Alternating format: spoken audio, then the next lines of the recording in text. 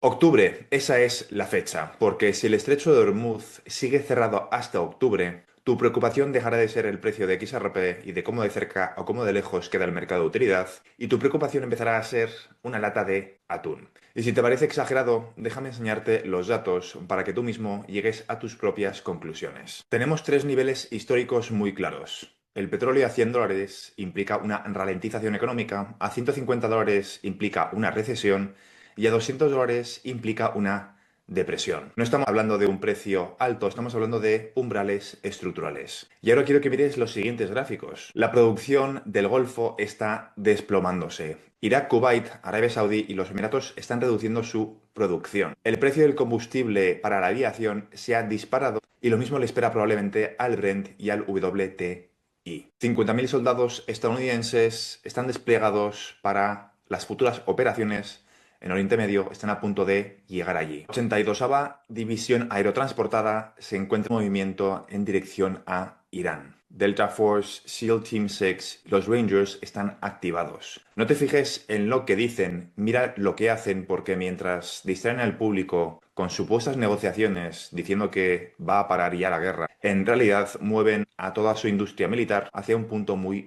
concreto. El poder aéreo les está debilitando y las tropas sobre el terreno supuestamente van a asegurar el territorio. Esto es lo que están diciendo y la realidad, por desgracia, no es esa. Cuando las unidades aerotransportadas se preparan, las opciones no se están descartando, simplemente se están ejecutando. Y es que en Australia cientos de gasolineras están con problemas de suministro. En Taiwán, el 40% de su electricidad depende del gas natural licuado y su reserva de emergencia alcanza solamente para 11 días. Nueva Zelanda se encuentra en exactamente la misma posición. Qatar Energy declara fuerza mayor en los envíos de GNL hacia Italia, Bélgica, Corea del Sur y China. Y el mayor sistema de gas del mundo opera potencialmente con un 17% de su capacidad fuera de línea y podría estarlo hasta 5 años. Shell advierte que en Europa vamos a enfrentarnos a posibles problemas de suministro en cuestión de semanas, en concreto para el mes que viene. ¿Te suena esto de algo? ¿Te suena esto al año 2020? Se vuelve a repetir exactamente la misma historia. Comienza en Asia, nadie se lo toma en serio y luego llega a los países desarrollados. Los primeros en sufrir este tipo de consecuencias son los países menos favorecidos, pero Europa y Estados Unidos no están libres de estos problemas. Y ojalá fuese ese simplemente el problema del petróleo. El problema en realidad es muchísimo más grave. El problema real son los fertilizantes. Aquí viene lo importante. En el año 2023, la región afectada representó el 52% de las exportaciones globales de urea. Un tercio del comercio mundial de urea pasa por el estrecho de Hormuz. El 45% del azufre mundial también. Y las exportaciones diarias han pasado de 100 o 200 unidades a prácticamente cero. Eso no es que se esté encareciendo, es ausencia física. Tienes que trazar los mismos paralelismos que te expliqué hace 2 días con la industria del petróleo, pero con los fertilizantes. ¿Y qué tiene que ver el petróleo con los fertilizantes? Te estarás preguntando. Pues absolutamente todo. La urea se produce a partir de amoníaco y el amoníaco se produce con el hidrógeno. ¿Y de dónde sale el hidrógeno? Pues del gas natural. India es el segundo productor mundial de urea. ¿Sabes qué necesita para producirla? Efectivamente, gas. Y no puedes sustituir unos nutrientes por otros. No puedes reemplazar el nitrógeno por potasio, ni el potasio por fosfato, ni los fosfatos por nitrato. Cada nutriente tiene una función específica e irreemplazable en el cultivo. Sin nitrógeno no hay crecimiento vegetal. Y esta gráfica que estás viendo en pantalla refleja cómo se está comportando el precio desde que empezó el conflicto. Se ha prácticamente doblado. Y el siguiente dato puede cambiar tu perspectiva sobre lo que está ocurriendo. Una tonelada de urea cubre 6 acres de cultivo. Es decir, 13 millones de toneladas faltantes, que es lo que falta ahora, solamente con Irán y con Arabia Saudí. Equivalen más o menos a 81 millones de acres potencialmente sin fertilizar. Y eso sin contar con que Europa ya operaba el 75% de su capacidad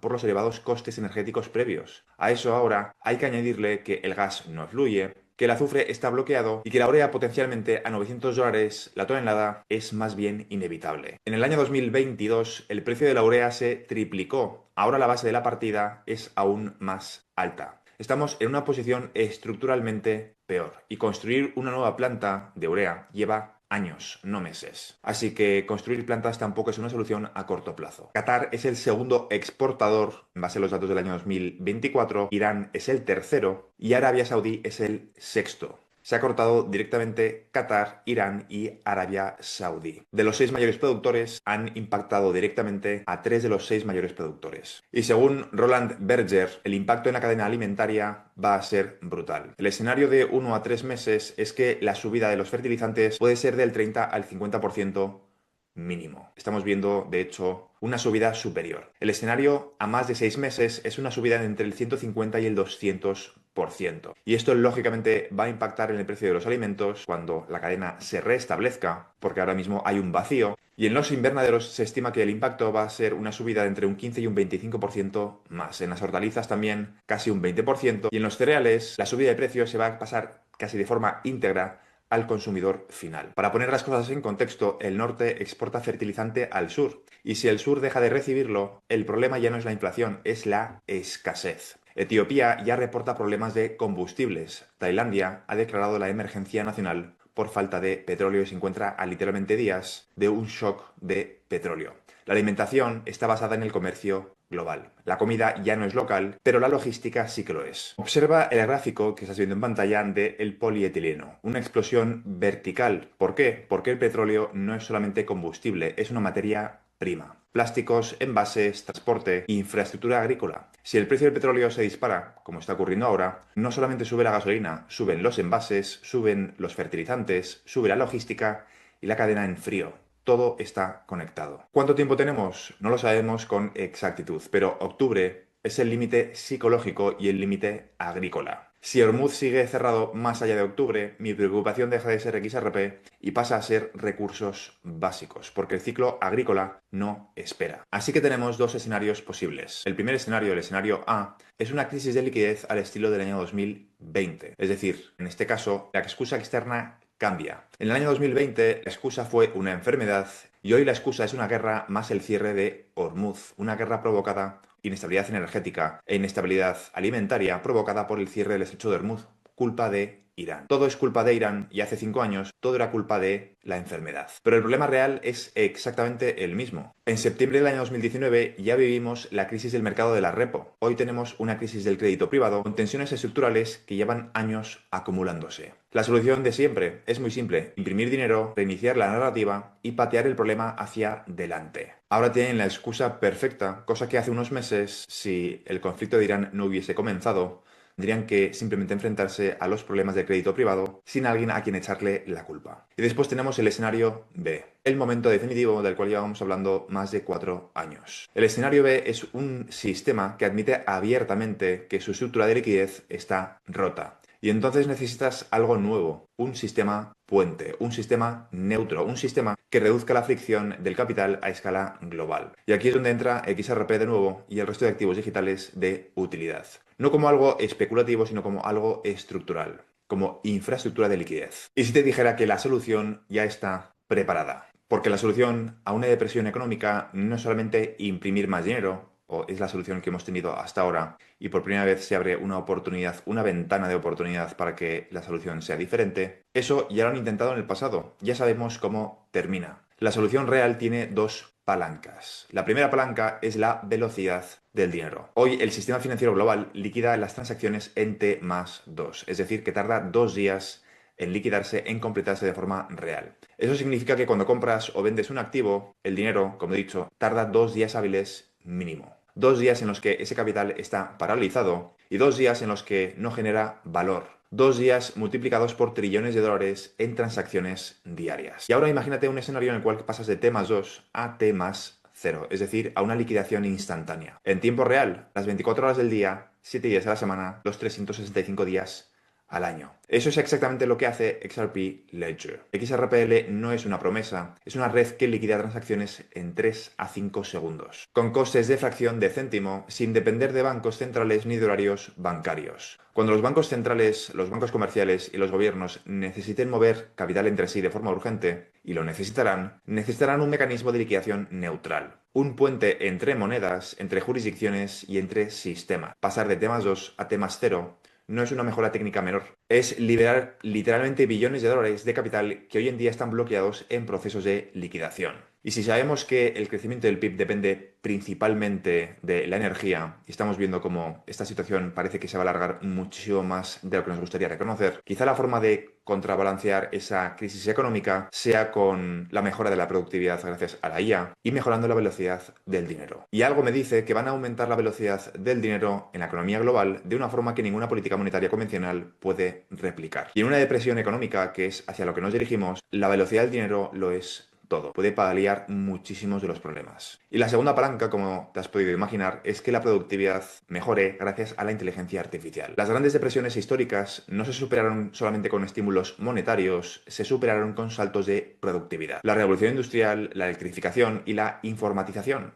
Cada vez que la humanidad salió de una crisis estructural profunda, lo hizo produciendo más con menos. Y hoy estamos en el umbral del mayor salto de productividad de la historia moderna. La inteligencia artificial no es una herramienta más, es la primera tecnología capaz de amplificar el trabajo cognitivo humano de la misma forma que los motores amplificaron el trabajo físico hace 2 siglos. Automatización de procesos que hoy requieren miles de horas de trabajo. Optimización de cadenas logísticas en tiempo real. Una reducción del desperdicio en la producción agrícola e industrial. Y básicamente una aceleración del descubrimiento científico y tecnológico. Si combinamos esas dos fuerzas, la velocidad del dinero que aporta XRPL con el aumento de la productividad que aporta la IA, tenemos las dos piezas de la solución. Capital moviéndose rápido y una economía produciendo más con menos recursos. Eso no es magia, es la respuesta estructural a una crisis estructural. La pregunta no es si el sistema puede aguantar, la pregunta es ¿cuánto dolor están dispuestos a infringir para justificar el siguiente paso? ¿Cuántas piezas tienen que caer? Está cayendo el petróleo, está cayendo el gas, la urea, el azufre, GNL, la producción agrícola. Porque cuando la preocupación global deja de ser el precio de los activos y pasa a ser la comida y la energía, es cuando el cambio del sistema se vuelve políticamente viable. La opinión pública está a favor. Y desde mi punto de vista, la solución ya está construida. Mayor velocidad del dinero gracias a los activos digitales, en concreto gracias a XRP. Y mayor productividad gracias a la inteligencia artificial. Esto no son teorías, son dos palancas con las que se sale de una depresión. De una depresión que si el estrecho de Hormuz no se abre ya, parece más bien inevitable. Octubre, esa es la fecha. Si para entonces esto no está resuelto, no estaremos hablando de los mercados, ni del precio de XRP, ni del mercado de utilidad. Estaremos hablando de una supervivencia económica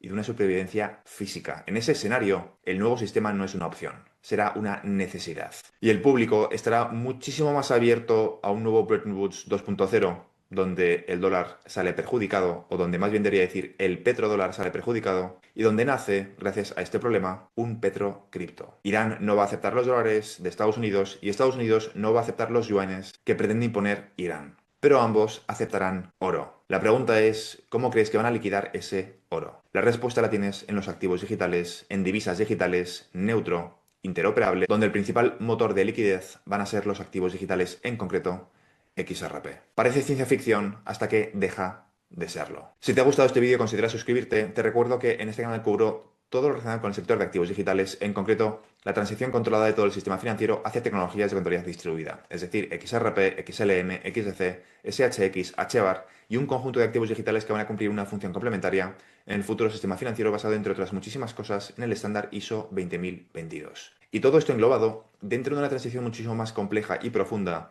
que consiste en dejar atrás el capitalismo, comenzar una nueva era postcapitalista, post-IA, post-trabajo, que muchos estamos diciendo como la singularidad económica, que consiste en el desacople del crecimiento del PIB del mercado laboral. Y todo eso explicado desde el punto de vista de las oportunidades que nos vamos a encontrar en el proceso para los inversores retail como tú y como yo en el sector de activos digitales. Eso es todo por ahora y nos vemos en el siguiente vídeo. Un saludo.